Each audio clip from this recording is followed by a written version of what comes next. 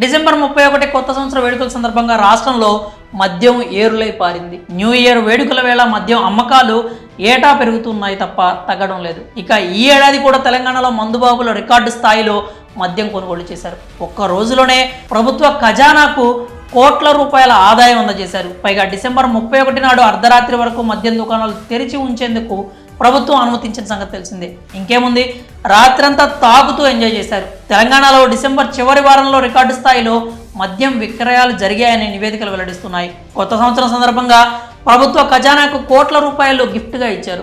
తమ జేబులు గుల్ల చేసుకుని మరీ ప్రభుత్వానికి ఆదాయం పెంచారు. తెలంగాణలో డిసెంబర్ చివరి వారంలో రికార్డు స్థాయిలో మద్యం విక్రయాలు జరిగాయని లెక్కలు చెప్తున్నాయి. తెలంగాణలో న్యూ ఇయర్ సందర్భంగా లిక్కర్ సేల్స్ జోరుగా సాగాయి.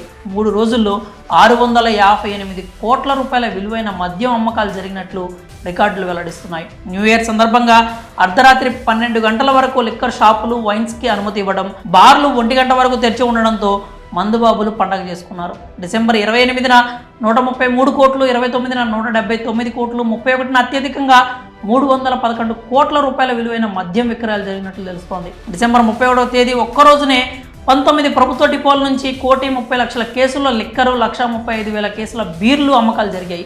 ఇక రాత్రి 8 గంటల నుంచే డ్రంక్ అండ్ డ్రైవ్ టెస్టులు నిర్వహించగా హైదరాబాద్, సైబరాబాద్ పోలీస్ స్టేషన్ పరిధిలో భారీగా డ్రంక్ అండ్ డ్రైవ్ కేసులు నమోదైనట్లు ట్రాఫిక్ పోలీసులు తెలిపారు. మొత్తం 3 రోజులుగా 1241 కేసులు నమోదు చేశామని, అత్యధికంగా మియాపూర్లో 253 కేసులు నమోదైనట్లు సైబరాబాద్ అధికారులు వెల్లడించారు. మరి న్యూ ఇయర్ పేరు చెప్పుకున్న డిసెంబర్ 31న ఒక్కరోజే 300 కోట్లకు పైగా విలువైన మద్యం తాగడంపై మీ అభిప్రాయాలు ఏంటో కామెంట్స్ రూపంలో తెలియజేయండి.